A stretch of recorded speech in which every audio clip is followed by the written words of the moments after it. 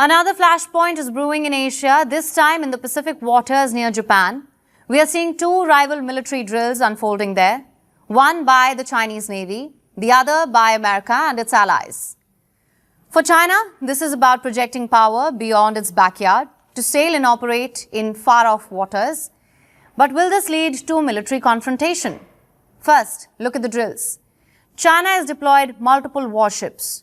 They are led by a guided missile destroyer called Baotu. This is a Type 052 destroyer. It is the backbone of China's maritime operations. These destroyers are used to escort the big carriers.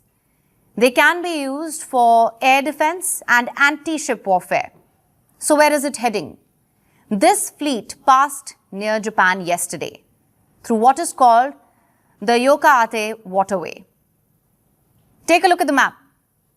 This waterway is located between two Japanese islands, the Yokoate Island and the Amami Oshima Island.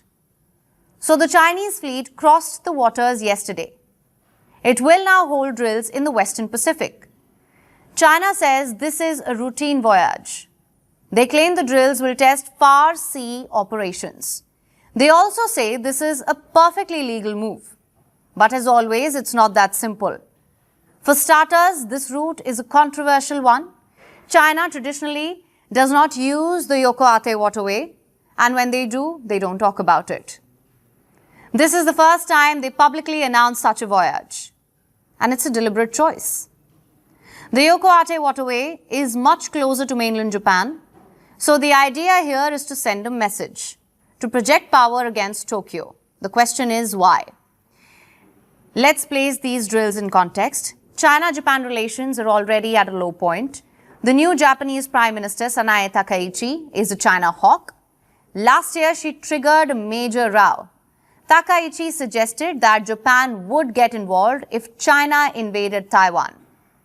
This led to a diplomatic standoff that is still simmering. Which brings us to the present time. Last Friday, Japan also undertook a daring voyage. They sent a destroyer through the Taiwan Strait. Again, let me pull up the map. The Taiwan Strait separates Taiwan and China. United States and its allies often send warships through this waterway.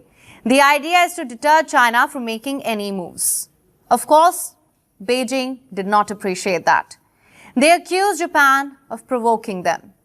The Japanese side is compounding the wrongdoing by sending the Self-Defense Force vessel into the Taiwan Strait to flex its muscles and deliberately provoke China. It exposes the dangerous attempts of certain people in Japan to conduct armed intervention and undermine the peace and stability across the Taiwan Strait. So Tokyo isn't backing down. They have sent soldiers to the Philippines for a massive exercise. It's called the Balikatan 2026. It's a joint exercise conducted by the United States and the Philippines. And this edition is the largest ever. You've got 17,000 American and Filipino soldiers. They'll be joined by Japan, Canada, and France. The drills began today and will last for nearly 3 weeks. The soldiers will practice mock battles and conduct live fire exercises. Some of them will happen in the South China Sea. China claims almost all of these waters. But others like the Philippines and Vietnam, they also have claim here. For the Americans, this is about sending a message that Iran war or not, the US remains reliable in East Asia. Regardless of the challenges elsewhere in the world, the United States' focus on the Indo-Pacific and our ironclad commitment to the Philippines remains unwavering. Like I said, 2 rival drills. But will it lead to a confrontation? Well, the signs are not good. America's strategy is to contain China in these waters, basically prevent them from pushing out into the Pacific. For that, the United States depends on its allies, chief among them, Japan and the Philippines. Both countries have defense treaties with Washington. They also share bases and US weapons. Plus, right now, both countries are led by hawks. We already mentioned Japan's Takaichi. Over in the Philippines, you have Ferdinand Marcos Jr. He too has been vocal on the Taiwan issue.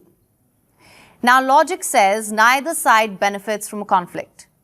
Just look at the economic equation. China is the biggest partner for these countries, whether that's trade or tourism or investments. So neither side is actively looking for war. But the problem is, miscalculations can always happen. Consider the recent China-Philippines flashpoints. Both sides have had multiple run-ins at sea. They've fired water cannons, they've rammed into each other. What if the next episode becomes more serious? That is the big worry. China's goal is to expand its influence deep in the Pacific, to cut down America's clout in the region, to take over maritime resources and disputed lands.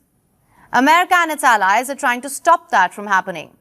They want to push China back inland. Now, these are two competing strategic goals.